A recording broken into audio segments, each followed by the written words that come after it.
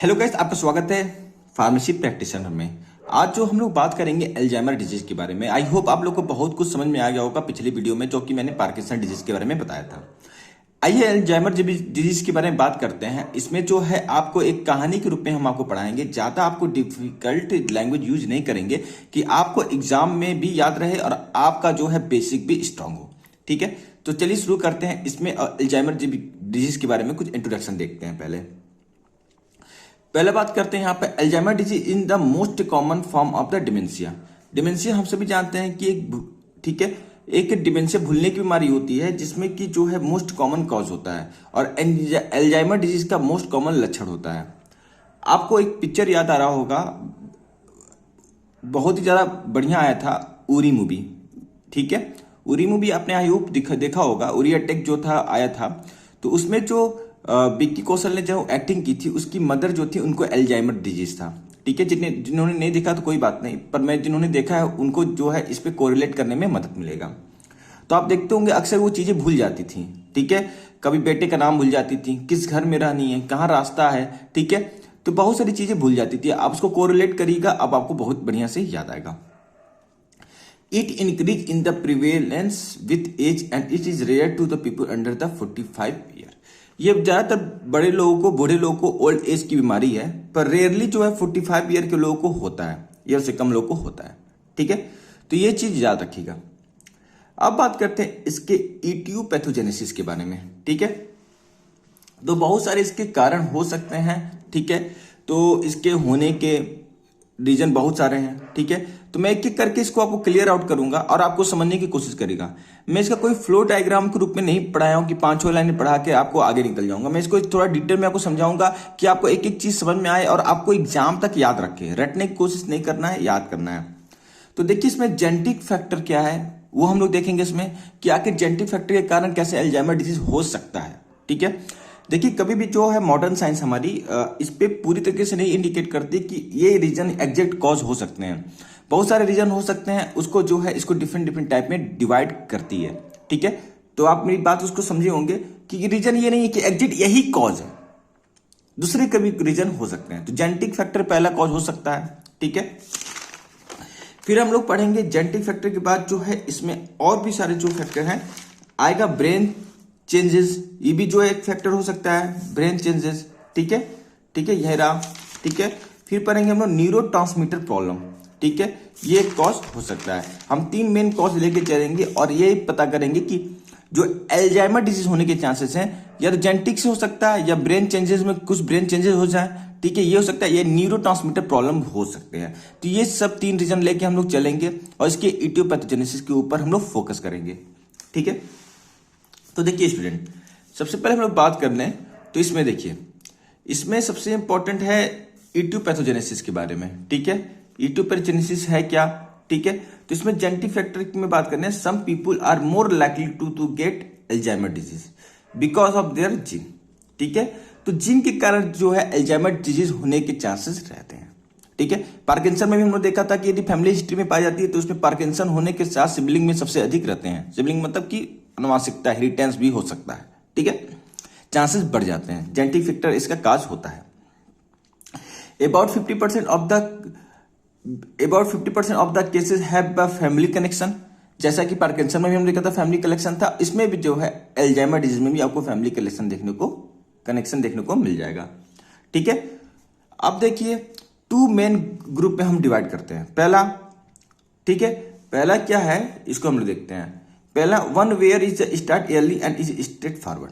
पहला जो स्टार्ट शुरू में बहुत अर्ली स्टेज में हो जाता है और धीरे धीरे ये आगे की ओर बढ़ता है। मतलब कि नया एज है, किसी का मान लीजिए कि 35 ईयर एज था, उनको जो है अल्जाइमर के चांसेस हो गए, अब धीरे धीरे ये आगे की ओर बढ़ता चला जाएगा।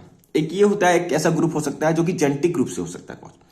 Other it start a later age, मतलब लेटर मतलब बाद में होगा, and is affected by the multiple gene working together. इसमें मल्टीपल जीन वर्क करेगी इसको तेज बढ़ाने में। ठीक है, तो लेटेस्ट स्टेज में तो स्टार्ट होगा, पर इसको मल्टीपल जीन इसके कारण हो सकते हैं। एक जीन का नाम बताएंगे जो लेटर फेज में होता है, अर्ली स्टेज के नहीं, लेटर फेज में होता है, इसको कहते हैं APOE4। ठीक है, एक याद कर लीजिएगा, इसको कहते हैं एपोलिपोप्रोटीन ई। ठीक है, APOE4 याद कर लीजिएगा, एग्जाम में लिखेंगे तो अच्छा ही नंबर मिलेगा, इसलिए मैं बोल रहा हूं। तो इस नामक जीन के रिस्क को अधिक बढ़ा देता है। लेकिन इसके होने का मतलब यह नहीं है कि किसी को निश्चित रूप से अल्जाइमर डिजीज इसी के कारण हो रहा है। मैंने पहले ही बोला था कि मॉडर्न साइंस हमेशा कभी भी एविडेंस नहीं देती है कि हमको इसी के कारण एग्जैक्ट कॉज है कि अल्जाइमर डिजीज होगा। देखो बच्चों, हम आपको लाइन डायग्राम करके आपको पढ़ा देते हैं कि ये इसके कारण हुआ, इसके कारण, इसके कारण, पर आपको ना एग्जैक्ट समझ नहीं आएगा कि इसमें बस यही है, पढ़ लिया मैंने, हो गया और जाके एग्जाम में फेंक आया, लिख के आ गया। तो मेरा रीजन ये है कि आपको ऐसे समझ में आए कि आप जो है इसको अप्लाई अपनी लाइफ में भी कर सको। ठीक है, मेरी कोशिश यही रहती है। तो एपोलाइपोप्रोटीन ई, जिसको हम लोग शॉर्ट में APOE4 कर रहे थे, ये एक रीजन हो सकते हैं, पर इसका ये मतलब नहीं है कि ये जेनेटिक कारण ही होगा अल्जाइमर डिजीज होने के। ठीक है, ये डायग्नोसिस पे पता चलता है जो ब्रॉड लेवल पे की जाती है। फिर ब्रेन चेंजेस, ये दूसरा कॉज है। अब इसमें क्या क्या है, इस चीज को हम लोग पढ़ते हैं। आइए इसको हम लोग देखते हैं ध्यान से। सभी बच्चे जो हैं यदि सो रहे हैं तो जग जाए। इसमें देखिए अल्जाइमर डिजीज क्या हो सकता है। ब्रेन छोटा दिखता है। ठीक है, इसमें ब्रेन चेंज में क्या होगा कि ब्रेन की साइज जो होगी छोटी होगी, स्पेशली जो होती है सेरिब्रल कॉर्टेक्स और हिपोकैम्पस जैसे एरिया में। आप जानते हैं दोनों ही ब्रेन के पार्ट होते हैं, इनका बहुत ही अच्छा काम होता है। यदि बात कर ले सेरिब्रल कॉर्टेक्स की और हिपोकैम्पस की, तो हम सभी पढ़ते आ रहे हैं, HAP में आप भी पढ़ते आ रहे थे। ठीक है, यहां पे हम खोल लेते हैं। तो सेरिब्रल कॉर्टेक्स क्या करता है, थिंकिंग, मेमोरी, लैंग्वेज प्रॉब्लम। यदि उसमें दिक्कत आ गई तो क्या होगा, इन सभी में दिक्कत आ जाएगी। हाँ, हिपोकैम्पस में दिक्कत आएगी। हिपोकैम्पस क्या वर्क करता है, involve in the memory and learning. यदि मेमोरी और लर्निंग में प्रॉब्लम आ गई तो और दिक्कत है, भूल जाएगा वो चीज, डिमेंशिया कॉज हो जाएगी। ठीक है, तो कोई भी यदि पूछ दे कि भैया ये बताइए कि ब्रेन चेंजेस जो होता है अल्जाइमर डिजीज में क्या होता है, तो आप खुल के बोलिएगा भैया देखो सेरिब्रल कॉर्टेक्स और हिपोकैम्पस में चेंजिंग आती है, हमने ऐसा पढ़ा है। ये दोनों के काम हमको पता है कि थिंकिंग, मेमोरी और लैंग्वेज प्रॉब्लम जो कि सेरिब्रल कॉर्टेक्स करता है, हिपोकैम्पस में जो होता है मेमोरी और लर्निंग प्रॉब्लम सॉल्विंग होता है। यदि इन पे प्रॉब्लम आ गई तो दिक्कत कॉज हो सकती है। ठीक है, अब देखो आगे बढ़ते हैं इसी में।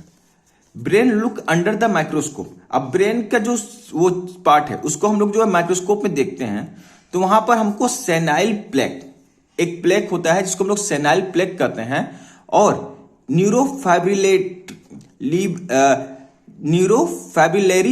टेंजन नामक चीजें दिखाई देती हैं।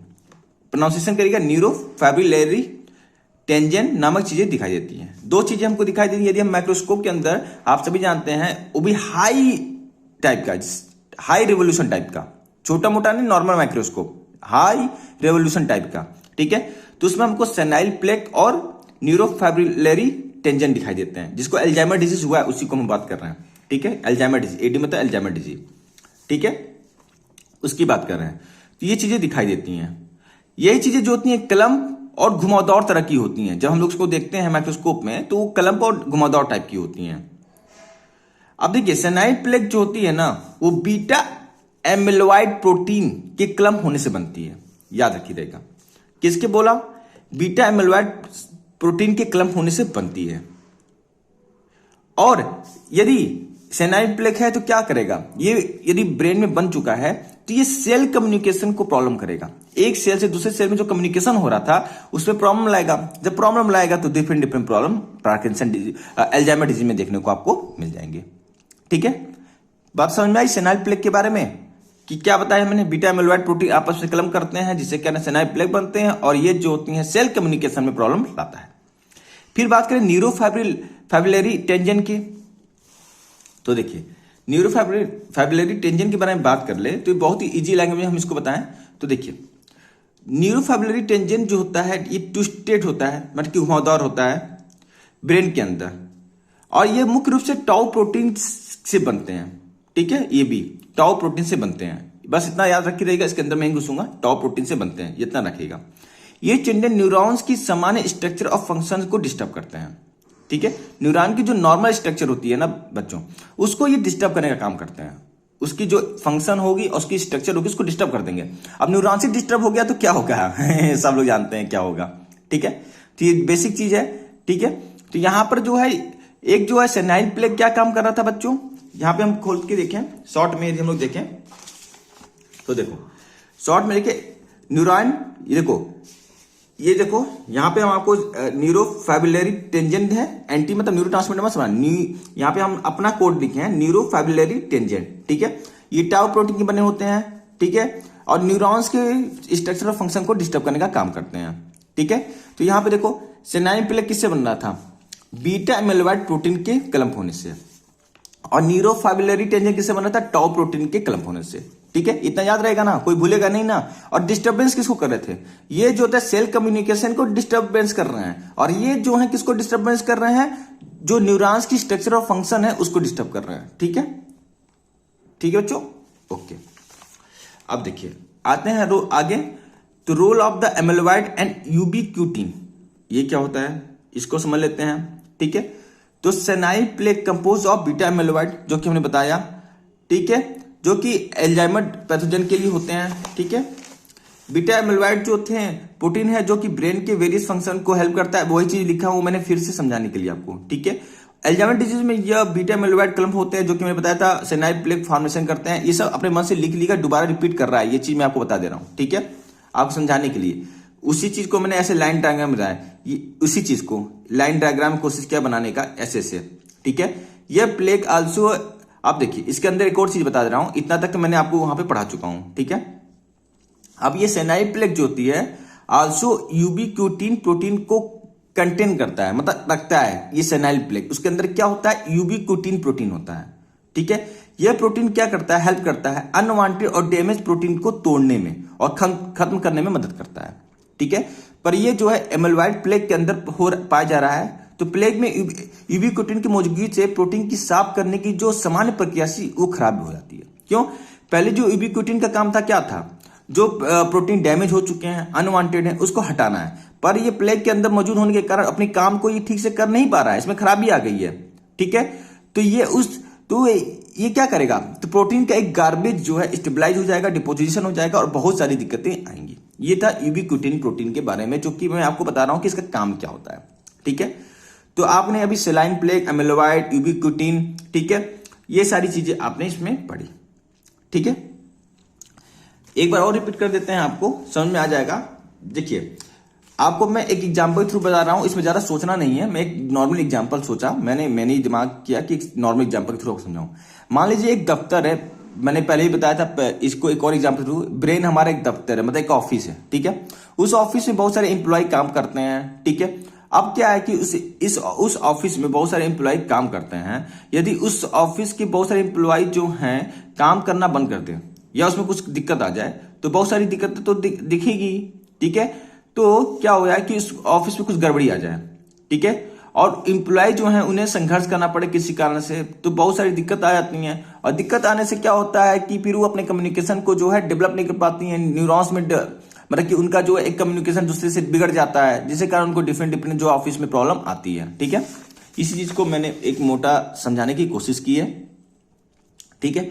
तो इसमें ये सारी चीजें जो हैं आपको देखने को मिलती हैं। अब इसी ऑफिस में मान लीजिए यूबीक्यूटिन जो एक चौकीदार है, ठीक है, तो अब वो चौकीदारी जो है गड़बड़ हो चुका है, ठीक है, क्योंकि वो अपना काम नहीं कर पा रहा है, तो क्या होगा, उस ऑफिस में चोरी भी होगा, ठीक है, प्रॉब्लम भी आएगी। तो ऐसे एक एग्जाम्पल के थ्रू मैंने सोचा हूं कि आपको समझाने की, ठीक है, वो बड़ा चीज है, ठीक है। तो अभी इतना चीज आपको समझ में आ गया होगा। मैं बार बार रिपीट इसलिए कर रहा हूं कि आपको यही वीडियो में याद हो जाए, ठीक है। आपको स्टेप ये नहीं कि फिर दोबारा वीडियो देखे तो समझ में आए, ठीक है। अब नेक्स्ट देखिए, नेक्स्ट जो है ब्रेन चेंजेस बता दिया, जिन लेवल पे बता दिया। अब न्यूरोट्रांसमीटर प्रॉब्लम बता देता हूं, ठीक है। अब देखिए इसमें क्या है, इसमें क्या कहना है भाई साहब, ये इनका देखते हैं। न्यूरोट्रांसमीटर प्रॉब्लम में क्या है कि Alzheimer disease message up to the way brain cell talk to the each other, ठीक है, ईच अदर में खराबी आ जाए। One important system called the cholinergic transmission does not work properly, ये कोनर्जिक ट्रांसमीटर जो है वर्क प्रॉपर्ली नहीं कर पाएगा, ठीक है। Other brain messenger like non adrenaline, 5-HT, glutamate and substance P also have a issue. और इसी का जो है, देखो इसी का पार्ट है, ये सब सेनाइल प्लेग बन जाएगा, न्यूरोफाइब्रिल, ये सब चीजें जो बन जाएंगी, एमिलोइड बन जाएगा, ये सब जो बन जाएगा, ये न्यूरोट्रांसमीटर प्रॉब्लम लाएगी। और ये जो इनके जो एक्साइटिंग न्यूरोट्रांसमीटर है, इनहिबिटिंग न्यूरोट्रांसमीटर, ये सारी चीजें जो है काम ठीक से नहीं करेंगी। इनका बस ये मोटा मोटा न्यूरोट्रांसमीटर प्रॉब्लम के बारे में है, ठीक है। बस ये नॉर्मल स्थिति था आपको समझाने के लिए किया है, जब आप पढ़ोगे तो 2 मिनट में याद हो जाएगा। ठीक है, एक वर्ड में आप लिखना चाहोगे तो लिख सकते हो। ठीक है, इसमें कुछ है नहीं। ठीक है, जिसमें न्यूरोफाइब्रिलेटरी टेंजेंट, ठीक है, एमिलॉइड प्लेग, ये सब चीजें जो हैं बच्चों एकदम सामान्य रूप से लिखनी है। ठीक है, आप देखिए साइन एंड सिम्टम्स के बारे में हम लोग बात कर ले, जो कि बहुत ही इजी फॉर्म में मैंने लिखा है यहाँ पे। ठीक है, अब आइए साइन एंड सिम्टम्स देख लें। तो इंपेयर एबिलिटी टू रिमेंबर, याद करने में दिक्कत आएगी। क्या है बच्चों, बताया मैंने, याद करने में दिक्कत आएगी। फिर क्या होगा, ग्रेटिट्यूड मेमोरी लॉस होगा। ठीक है, ग्रेजुअल जो है मेमोरी लॉस होगा। तो ये सबसे बड़ी प्रॉब्लम ये देखने को मिल जाती है।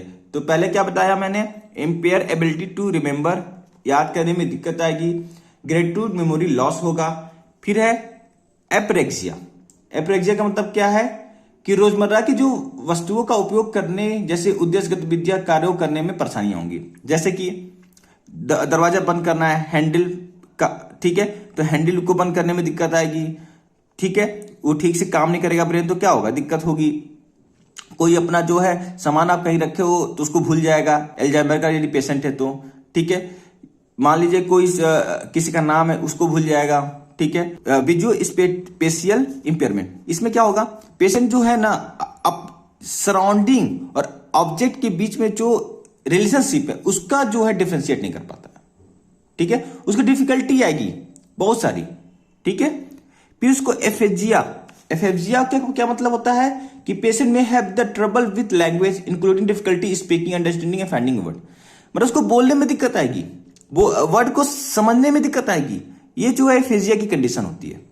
ठीक है, तो एप्रेक्सिया और एफेजिया दोनों अलग चीज है, इसको समझिएगा। ठीक है, फिर क्या है एनोसोगोनोसिया, ये क्या होगा, इसमें है कि डिजीज प्रोग्रेस होगा, सम पेशेंट में भी नॉट रियलाइज डेथ है, मेमोरी प्रॉब्लम। ठीक है, तो ये सारी कंडीशंस पे देखेंगे। ठीक, फिर है डिप्रेशन, फिर है एग्रेसिव बिहेवियर, ये सारी चीजें आपको देखने को मिल जाती हैं। ठीक है, तो इंपेयर एबिलिटी एक बार और पढ़ाते हैं, impair ability to remember, gradual memory loss, apraxia, ठीक है, visual spatial impairment, aphasia, anosognosia, depression, aggressive behaviour, ये सारी चीजें आपको देखने को इसमें मिलती हैं। ठीक है, अब बात है इसके मैनेजमेंट के बाद। एंटी कोलेस्ट्रेज एक क्लास की ड्रग्स हैं, जिसमें कि कौन कौन सी आपको इसमें ड्रग देखने को मिलती है, डोनेपिजिल, रिवास्टिगमिन, ग्लेंटामाइन, ये 3 तरह की ड्रग जो है स्पेशल इसके अल्जाइमर डिजीज में बात की जाएगी, जो कि एंटी कोलेस्ट्रेज क्लास की ड्रग्स है। जब कोई ब्रेन रिसेप्टर काम कर रही होती है तो उसमें स्टार्टिंग स्टेज में देने पर यूजफुल है। ठीक है, मतलब कि स्टार्टिंग स्टेज में यदि अल्जाइमर डिजीज की कंडीशन पता चल जाती है, तब ये एंटी कोलेस्ट्रेज ड्रग जो है प्रिस्क्राइब की जाती है, जो कि इस टाइप की होती है और डिफरेंट जो है इसकी डोज दी जाती है। इसकी डोज जो है आप एक बार जो है देख के बुक से लिख लीजिएगा। ठीक है, डोज लिखना भी इंपॉर्टेंट होता है फार्माकोथेरेपेटिक्स में। ठीक है, नेक्स्ट जो डिजीज होगा उसमें मैं आपको डोज भी लिख के दूंगा। ठीक है, 1 3 4 देखो 200, मैं एक बात बता दे रहा हूं, डोज जो है जब तक आप चीज को अप्लाई नहीं करते हो, डेली प्रैक्टिस नहीं करोगे, तो डोज याद होने की बस की बात नहीं है। मेरे समय भी डोज बहुत ही कठिन थी याद करने की, तभी 4-5 ड्रग की डोज हमेशा याद रखिए, उस क्लास के ड्रग डिजीज की ड्रग है तो। ठीक है, इसमें डोज नहीं लिखा हुआ है, डोज आप इसमें लिख लीजिएगा या मैं नेक्स्ट वीडियो में आपको समझा दूंगा।